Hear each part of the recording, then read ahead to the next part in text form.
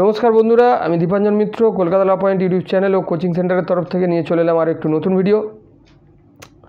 তো সামনেই বিএলএলবি entrance exam, হয়তো আর 2 থেকে 2.5 মাসের মধ্যেই হয়তো পরীক্ষা হয়ে যাবে, খুব জোর হলে 3 মাস হয়তো সময় পাবো আমরা হাতে। তো একটি বিষয় বেশ ভাবাচ্ছে আমাকে, তাই জন্য ভিডিওটা করছি।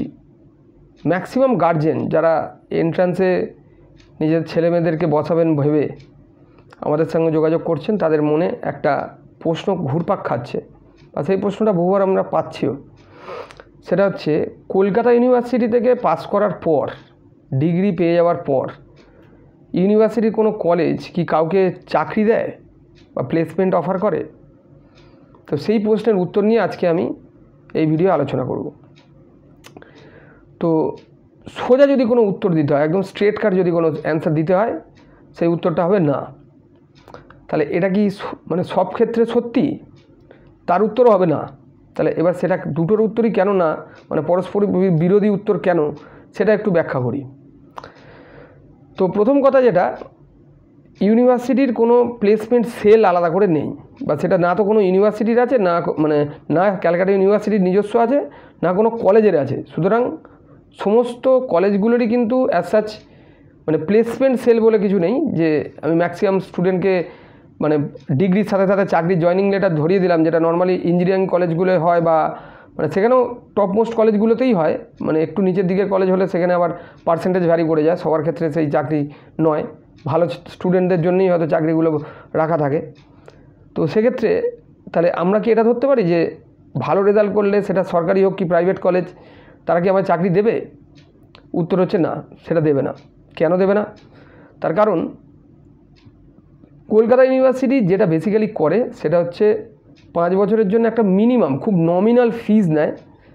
সেই নমিনাল ফিজের বেসিসে তোমাদের ডিগ্রি কোর্স করায়। এটাকে এই 5 ইয়ার্স কোর্সটাকে যেটা বলা হয় আমার ইন্টিগ্রেটেড ল কোর্স, মানে ইন্টিগ্রেটেড গ্র্যাজুয়েশন ইন্টিগ্রেটেড কোর্স, যেটা সেটা হচ্ছে গ্র্যাজুয়েশন কাম প্রফেশনাল ডিগ্রি। এটা আগে শুধু এলএলবি ছিল, যেটা এখনও কয়েকটা ইউনিভার্সিটি আছে, বড় ইউনিভার্সিটিতে আছে, প্রাইভেট সরকারি, যেমন বর্ধমানেই আছে 3 ইয়ার্সের ল। তো সেরকমই তো এক্ষেত্রে আমাদের যেটা দেখার সেটা হচ্ছে, কিছু কিছু কলেজ আছে যারা খুব মানে অধারাবাহিকভাবে, মানে প্রত্যেক বছর করে এটা সেরকম নয়, মাঝে মাঝে তারা নিজস্ব সেট আপ ইউজ করে আমাদের হচ্ছে প্লেসমেন্ট দিয়ে থাকে বা কাউন্সেলিং করে থাকে। তো সেটা সংখ্যা বা মানে পার্সেন্টেজ খুবই নগণ্য। তো আমার চোখে দেখা, মানে যতদিন আমি পড়াচ্ছি, 2010-এ পাস করেছি, 11 থেকে বলতে গেলে পড়াচ্ছি 10-এর শেষ থেকে। তো এই কয়েক বছরে জর্জ স্কুল অফ ল 1 বছর বা 2 বছর হয়তো দিয়েছিল, তার মধ্যে আমাদেরই এক ছাত্রী একটি চাকরি পেয়েছিল। সে এখনও মানে ওই সেক্টরেই আছে, সেই সূত্রে আরও ভালো মনে আছে।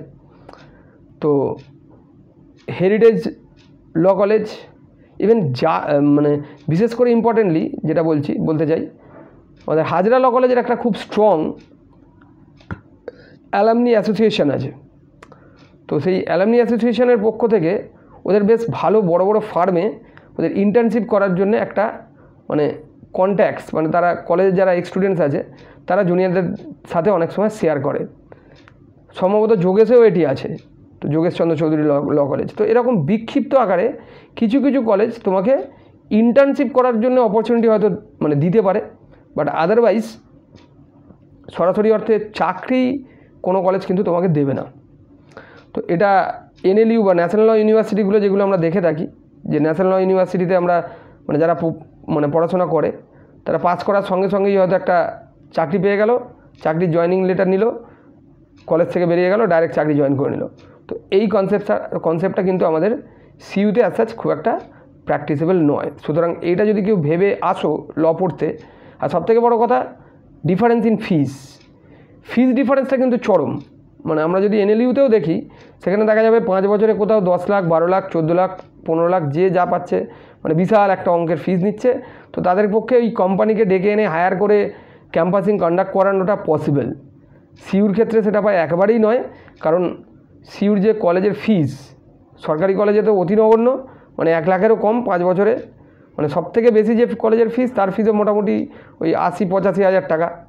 তো সেই সূত্রে এদের যে মানে ডিফারেন্স, প্রাইভেট কলেজেও সর্বোচ্চ সম্ভবত ওই 3.5-4 লাখ টাকা, এর বেশি নয়। তো এই ইনফ্রাস্ট্রাকচারে এই ফিজ নিয়ে সিইউর পক্ষে আমার মনে হয় না সেই অর্থে মানে ক্যাম্পাসিং করা বা চাকরি দেওয়া সম্ভব। তো চাকরির আশা করে দয়া করে কেউ সিইউতে পড়তে এসো না। যদি কেউ ভাবো যে সিইউতে আমি লয়ে এনরোল করাবো নিজেকে, তাহলে অটোমেটিক চাকরি পেয়ে যাব, এই ধারণা থেকে দূরে থাকো। হ্যাঁ, কলেজ যদি বাই চান্স তোমার ক্ষেত্রে তুমি যদি সেই মানে লাকি ড্রতে তোমার নাম ওঠে, যে বাই চান্স তোমার পাস আউট হওয়ার বছরেই হয়তো কলেজ ক্যাম্পাসিং করলো, দ্যাটস আ ডিফারেন্ট ইস্যু। সেটা যদি হয় তাহলে সেটা অন্য প্রসঙ্গ। তো যাই হোক, এই অবধি বললাম, বলে আপাতত এই ভিডিওর বক্তব্য শেষ করলাম। দেখা হচ্ছে আবার পরের কোনো নতুন ভিডিওতে। ধন্যবাদ, নমস্কার।